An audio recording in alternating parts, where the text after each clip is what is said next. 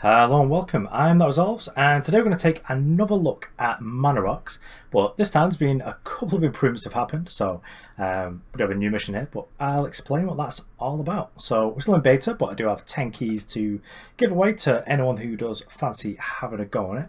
But we've released the way that we're going to be monetizing the game, and that is through something called like a mana pass.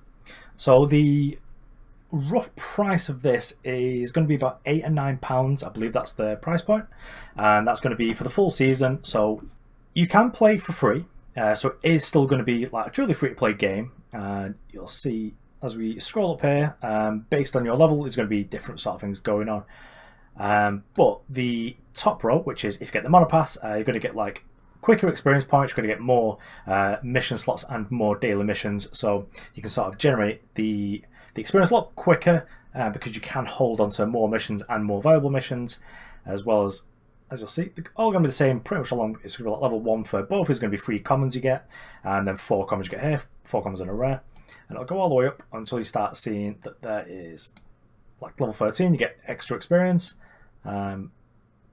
and then there should be some cosmetics down here, but you'll get something at every level, whereas you get higher up the levels, it'll start to sort of tail off a little bit with the others, where you'll still be getting all the cards, but you won't be getting like the extra bit, so you get a bit of extra gold here.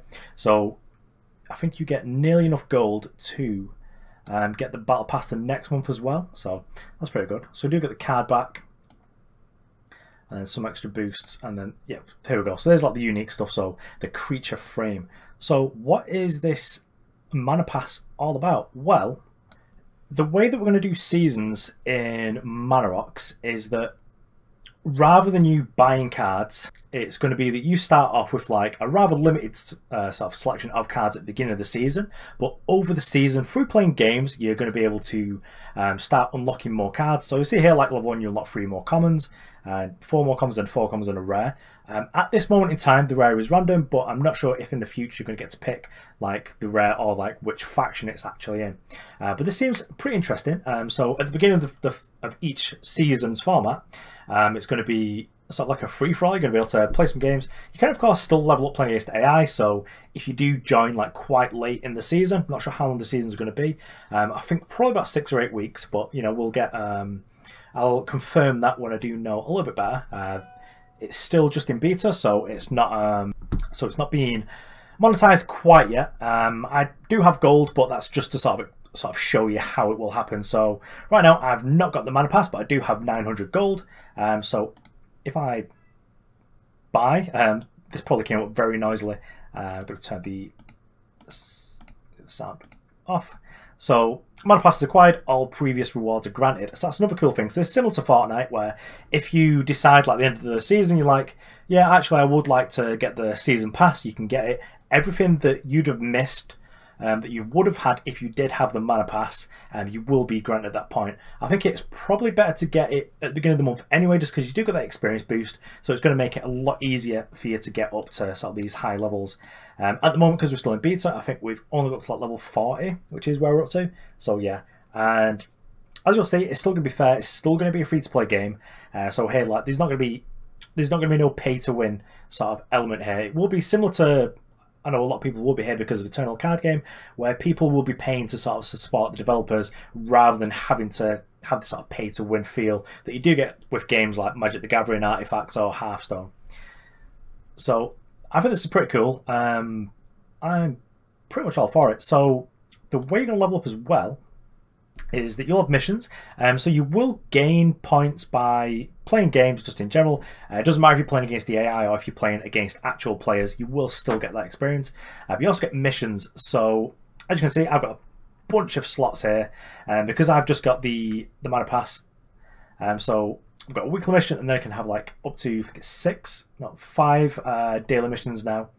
You get new of these every day, so you see here. So if I win 7 games with a white hero, which just so happens to be what I'm playing right now with the, actually I'm playing yellow, gold. Yeah, well I do also play the white hero as well because he's quite good. That's the hero that has like the hero power where you can give a unit +1/+1 permanently.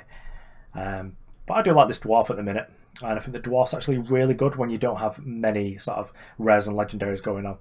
So you win 7, you get 420 experience, and then plus 126 on top because that's including my bonus from having, I think we're like 30% of, or maybe slightly more bonus now. So you do get extra missions every day, and then you've got a big mission every week. So similar to Fortnite, I think that's pretty cool. And you can see here, next level, 200 experience is what I need. But for like the first three levels, I think it was, I only needed like 30 experience. So I bounced right up to level 3 really quickly. I've not got offhand like the numbers in terms of how much experience you're going to need, but I think that we're going to be consistently playing with this and fiddle with it, just making sure that it's fair for players and that people, you know, that are going to have that sweet point, like last 2 weeks of the format where they're going to have all the cards. So let me show you the cards at the minute. So I'm going to just go quickly by editing this deck so you can sort of see. So I'm playing like a gold red, just sort of like pretty sweet burn deck with a couple of artifacts in it. So if I click on this to show my cards, so this is pretty much everything I've unlocked so far for these factions. You do start with like, at the beginning of the season, you will have a sort of like a core deck for each of the factions. I probably should have kept them, but generally out of habit, whenever I get like decks that are already pre-built for me, I just like delete them out of habit. So can't really show you them, but you will be able to play with every single faction when you start off the beginning of the month.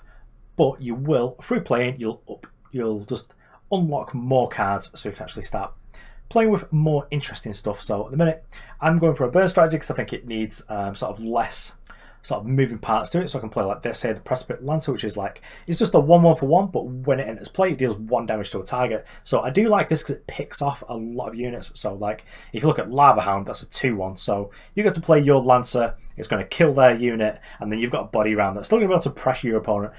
Just like the couple of little 1 damages it does, you know, is still pretty good because it can pressure your opponent, but also you can put your opponent in a position where, say they've got 2/2, you deal 1 damage to it, then they have to attack this to get to you, you know, it's still going to trade. So I do like those sort of like random sort of common units that are actually going to see more play, and I think this is actually really interesting because the format is going to evolve throughout the season rather than just sort of being the same. So like I'm playing Eternal at the moment, we're all like 5 sets and 4 expansions in, so a new set came out like a week ago. Things are going to change because of campaigns and balance patches, but we've all pretty much figured out that, oh yeah, okay, so this specific archetype is going to be really good, and it's going to be real good today, and it's going to be really good for like the next 3 months until another big change happens.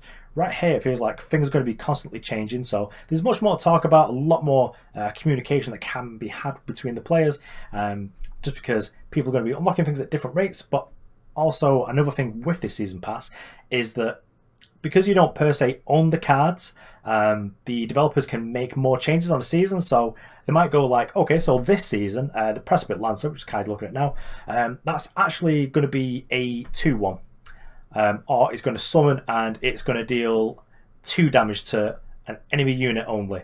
You know, so just really interesting sort of changes they can make because, you know, if something's really overpowered now, we could just make changes, and that just sounds like a really interesting way of developing a game, as well as just being really free-to-play friendly because, you know, get people in, get people playing, and eventually they'll just enjoy the product so much that they do want to get these battle passes, because this won't give you any advantages in terms of like pay to win, as we were saying, but it will get you all these sort of cosmetic things. And I know personally I like cosmetic things. I also play Eternal, and I pick up every single avatar or card back, regardless if we're going to use it, just sort of collect them because, you know, we're all card game players, we like to collect stuff, so that's sort of what I like to do.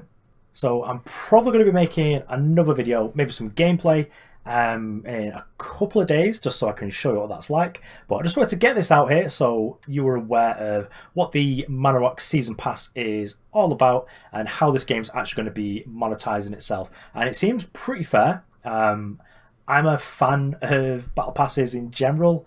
I think that's sort of like the more subscription model that most of us used to. It's not very expensive. Everyone's sort of on the same playing field. You can't just turn up to this game and just spend like $800 to own everything. You're just going to spend like the £8 to dollars is probably like $11, maybe $10. I'm not sure how the pound is right now. And then over the month, it's going to reward you for playing. So I do like that. There is also going to be different monetization options as well. So if you like other sort of collectibles or cosmetics in the future, those will be for sale. So that's another way you can support the developers. I think that it's probably going to be stuff like, as well as just card backs, maybe arena backs, which is something I'm a huge fan of. That is something that they have in Gwent at the minute. Unfortunately, they don't have it in Eternal yet, but that's something that I really wanted. Just like the different playmat, just being able to sort of choose one that suits you. Because I find like the Hearthstone one a little bit too bright. I find the Eternal one a little bit too dark. I would like to sort of choose something that I personally liked. But that's it from me. So I've got 10 actual keys to give out. So if you're interested, leave a comment below and sort of like give me some way of contacting you, and I'll send you out a key. So thanks for watching. I've been That Resolves. I'll see you around.